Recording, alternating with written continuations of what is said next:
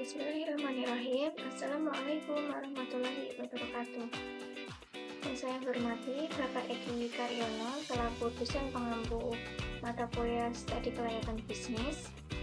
Di sini saya akan mempresentasikan hasil diskusi dari kelompok kami mengenai bisnis plan dari jajanan Nusantara.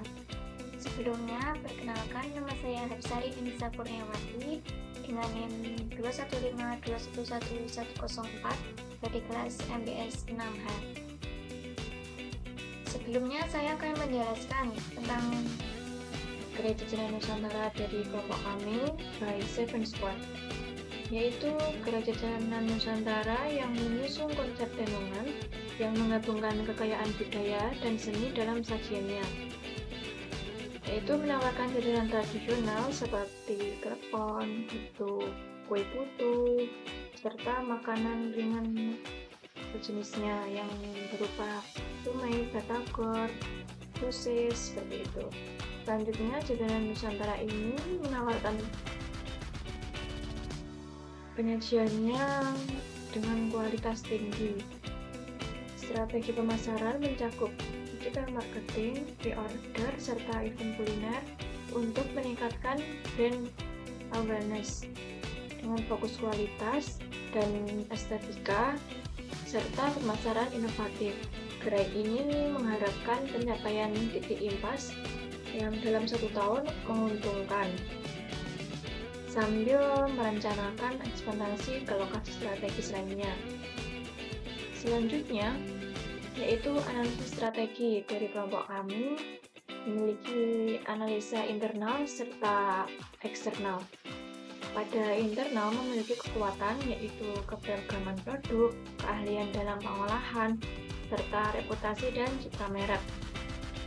Selain itu, untuk kelemahan yaitu terdapat manajemen kesediaan yang sulit mengelola bahan baku yang bervariasi dan bahan bakunya itu musiman. Selanjutnya biaya operasional. Biaya operasional tidak melulu rendah, namun juga berbahan kualitas tinggi menyebabkan biaya produksi yang tinggi juga. Selanjutnya analisa eksternal. Terdapat peluang, tren konsumsi sehat, serta dukungan pemerintah. Untuk ancamannya sendiri, terdapat persaingan ketat dengan produk yang serupa, serta preferensi konsumen yang berubah-ubah secara cepat. Selanjutnya, analisa SWOT, yaitu terdapat kekuatan, peluang, kelemahan, dan ancaman. Untuk kekuatan sendiri dari Gerai Jajanan Nusantara ini memiliki produk yang unik, serta manajemen sumber dayanya efektif. Untuk peluang, jajanan tradisional ini memiliki potensi pemasaran yang strategis. Selanjutnya, untuk kelemahan dari Gerai Jajanan Nusantara ini memiliki ketergantungan pada penjualan harian, serta biaya operasional tinggi dan tantangan penetrasi pasar. Untuk ancamannya, terdapat persaingan yang tinggi, serta resiko rantai pasokan, yaitu gangguan dalam pasokan bahan baku dapat mempengaruhi kualitas produk itu sendiri. Selanjutnya yaitu rencana pemasaran.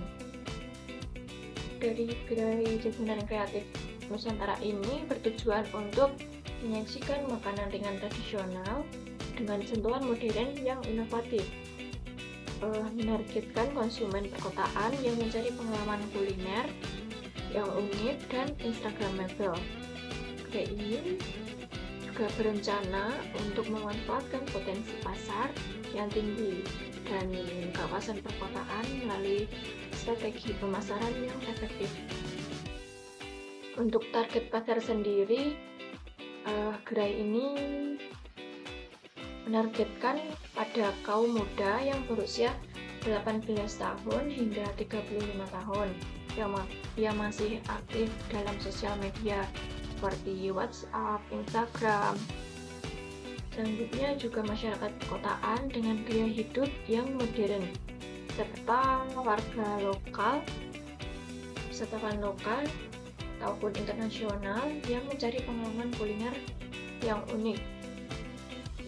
Dari gerai ini memiliki strategi pemasaran yang berupa strategi produk, harga, promosi, serta strategi distribusi dan evaluasi dan kontrol.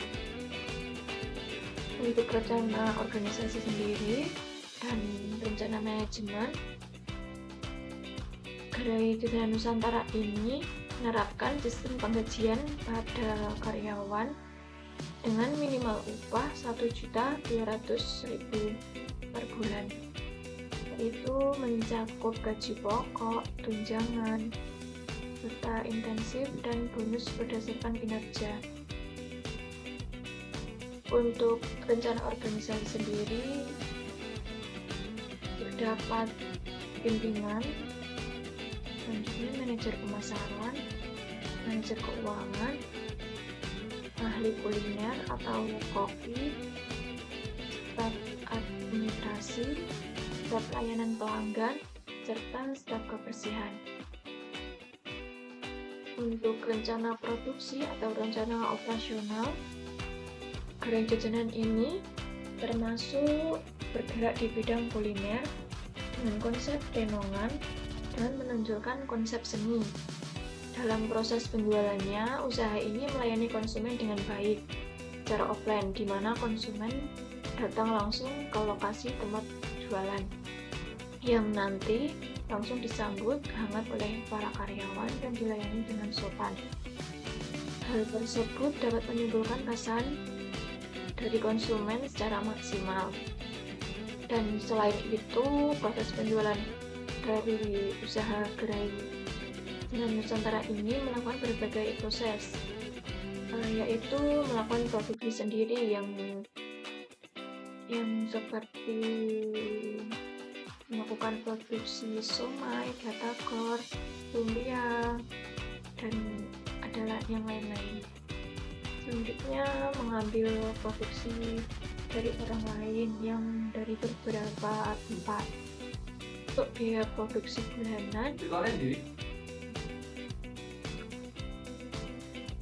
untuk proyeksi laba sendiri dari Gerai Jajanan Nusantara ini satu bulannya mendapatkan pemasukan 49.500.000 yang terdiri dari biaya produksi bulanan dengan jumlah Rp29.100.000 dan biaya operasional bulanan sejumlah Rp8.650.000